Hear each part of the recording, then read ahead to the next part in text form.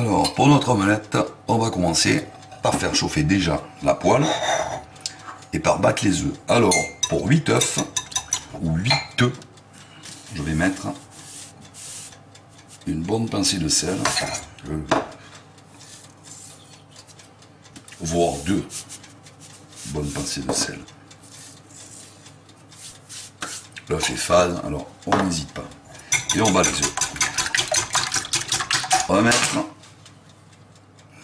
un peu d'huile, un peu bien de l'huile quand même. C'est ce qui permet à l'omelette de ne pas attacher en premier. Et un bon morceau de beurre. 15 grammes, 20 grammes à peu près. Non, 15 grammes.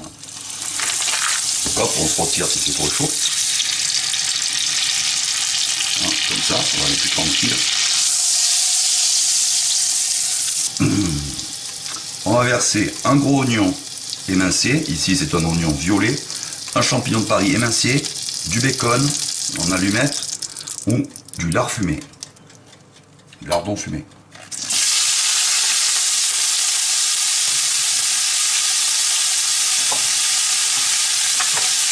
Revenir tout ça. Ça sent déjà très bon. Alors j'ai de l'oignon violet, on prend du blanc, ce qu'on veut. Hein. Ça c'est pas l'important, le plus important.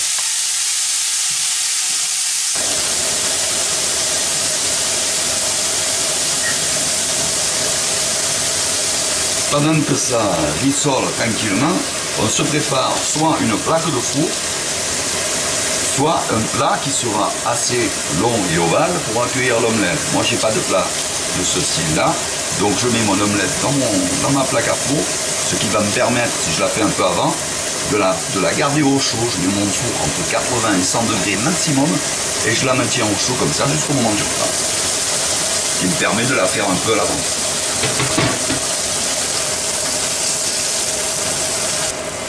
Voilà, quand c'est revenu correctement, mais pas non plus brouillé, hop, je mets mes œufs.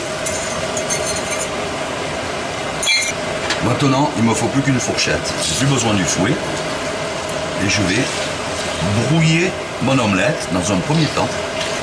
C'est-à-dire je vais la travailler comme des œufs brouillés.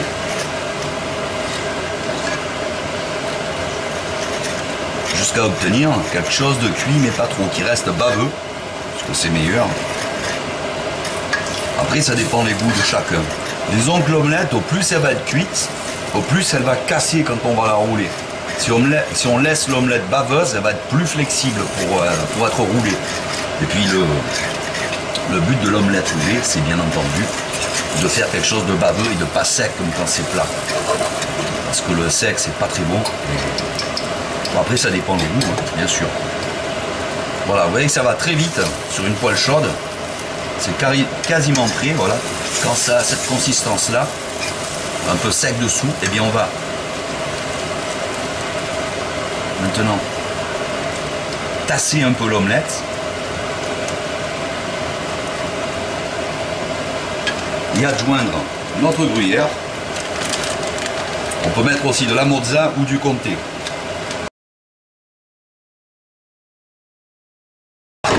Et on va se retirer du feu et commencer à rouler notre omelette. Alors, pour rouler l'omelette, il faut se prémunir de...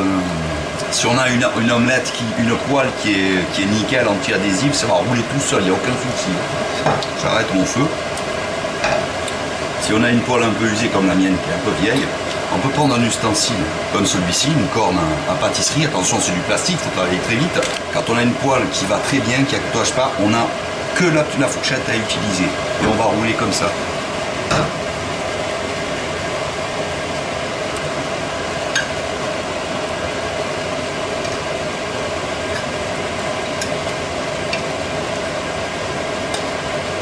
Je ne vais pas utiliser les machins, je vais vous montrer avec le cumoir.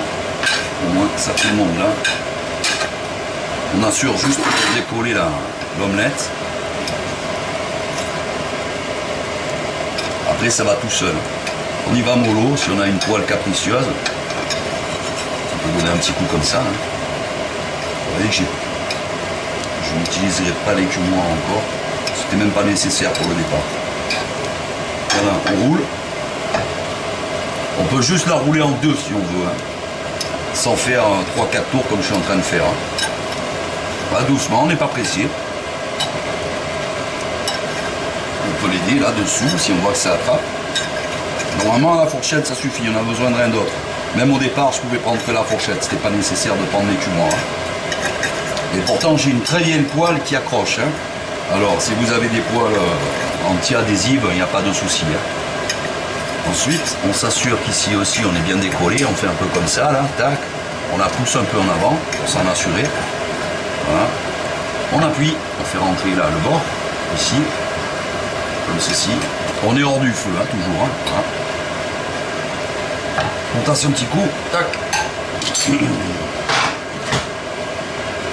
On prend sa plaque ou son plat. On prend la poêle comme ceci. Et on va aller déposer l'omelette.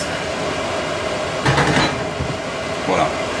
Alors, si l'omelette se casse, machin, ou si vous arrive un pépin, vous pouvez prendre un papier film. Voilà. Je prends mon papier film comme ça. Je le pose sur l'omelette.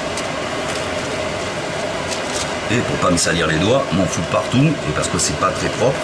Sinon on se lave les mains, mais même c'est pas très hygiénique. On va boudiner l'omelette et lui donner en quelque sorte la forme qu'on n'a pas réussi à lui donner à la cuisson. Voilà, tout simplement. Alors les amis, je vous dis à bientôt pour une nouvelle recette et bon appétit à tous. Ciao ciao.